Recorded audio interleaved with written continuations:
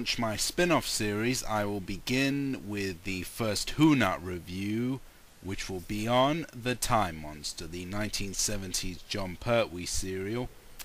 Set during the Third Doctor's exile on Earth during the early 70s, the story follows the Third Doctor and Joe Grant, who are investigating a series of mysterious time-related events which are linked to a new machine called Tomtit being invented by the mysterious Professor Thascalus.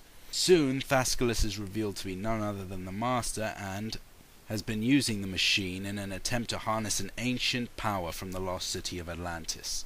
The usual unit chaos ensues, and it all ends in a climax in the ancient city of Atlantis itself, as the Master attempts to reawaken the god Kronos.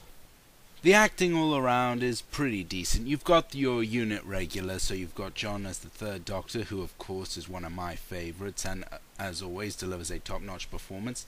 Joe Grant, played by Katie Manning, who delivers her usual good, and she and John have great chemistry together, in a sort of paternal relationship kind of way, sort of like a father to a daughter. You can tell that she really looks up to him and respects him, even though John's Doctor wasn't always the calmest. Of course, you've got the marvellous and sadly recently lost Nicholas Courtney as the eternally lovable Brigadier Lethbridge Stewart, and of course you've got John Levine playing good old Sergeant Benton, and of course the topping on the cake here, of course, is the legendary Roger Delgado as the Master.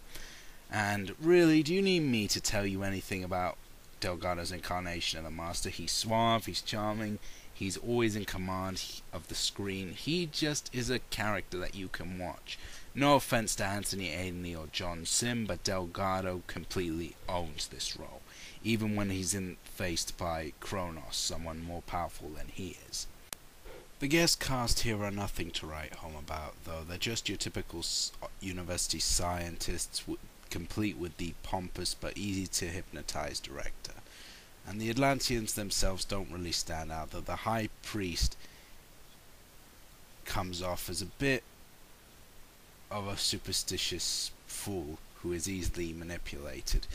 Bit much, I would say, though, for a High Priest. I mean, considering that this guy's supposed to be like one of the great men of Atlantis, he does come off as very manipulative and just not very strong, which is kind of the opposite of what a High Priest should be. Now, I could just easily say that the special effects here are not exactly Oscar-winning, though then again, that's to be expected from a Doctor Who serial. I personally don't think they're all that bad. A lot of people have said that Kronos just looks like Batman if he was sprayed white, but really, it's not horrendous. I mean, it's certainly not the Merca from Warriors of the Deep. Oh boy, that was terrible. No, the effects here are early 70s, so you got to keep in mind the time this was made in. In other words, in order to really appreciate the effects here, or at least tolerate them, you have to have context. While I'm not going to go out of my way and defend them, I will say that they're passable. At least they're not horrific. And to be fair, the effect of the crystal glowing is well done, as is the costume of the Minotaur, which, while it's kind of obvious that he's wearing a mask, at least it's not like the Silurians, where you can easily tell where the neck flaps are and where they put sellotape and stuff on to keep. And onto the design itself. Well, for the first 4 parts, it's set in your typical Earth university environment, so really nothing to comment about there. It's when we get to Atlantis that I really have mixed feelings. On the one hand, it does look pretty good considering the fact that Doctor Who had barely any money in its budget, but at the same time I can't help but feel that they look, well, a little too much like a set.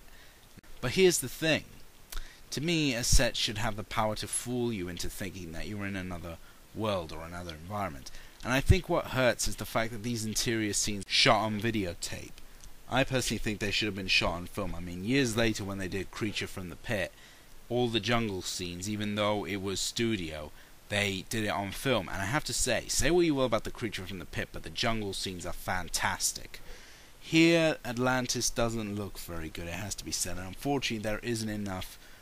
There are virtually no model shots to speak of, and the few sets that we do get of Atlantis are just confined to rooms and the Minotaur's maze. We really get no sense of scale here, and I think that's a terrible shame. Of course, the final thing to talk about is the script. Now, this is a six-parter, and unfortunately, it suffers from padding. But here's the thing, unlike most people who are quick to say, the padding sucks, the writing's stupid, I tend to take a different view. Yes, padding is a tad cheap, but then again, it allows for some actually pretty sweet moments, like when the Doctor creates a machine from bits of bric-a-brac in order to ruin the Master's attempt to bring Kronos back. It was a genuinely nice little scene, and it gave us a little insight into what the Doctor was like as a kid.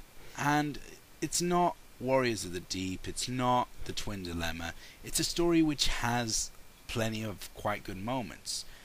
It's one of those stories that has sort of that strange effect where you know it's not that good, but it's not awful either.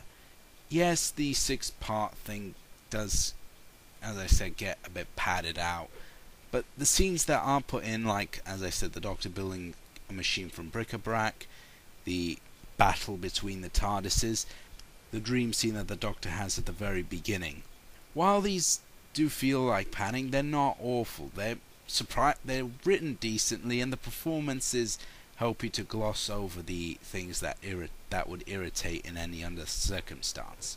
I do feel that the Atlantean element wasn't as strong as it could have been, and I do feel that the six-part format did hurt it because we didn't get to Atlantis sooner. But then again, if you think about it, why would we want to get to Atlantis sooner? As I said, the sets don't feel very epic or big, even for Doctor Who standards. And as such, it would have really, in a sense, kind of been pointless to get there sooner. It takes, literally, it's not until part 4 that they get the journey going. Everything in those first 4 parts is set at the university where the Master is building Tom Tit. And really nothing much happens except the typical unit runaround. Am I saying this is a classic? No, but what I'm saying is it does its job. It's Saturday night entertainment. It does its job. It entertains. It doesn't make you feel like a complete moron. And it does have its moments. It does have those charming scenes that I think are essential to Doctor Who. So, in conclusion, I must give the Time Monster a bronze TARDIS.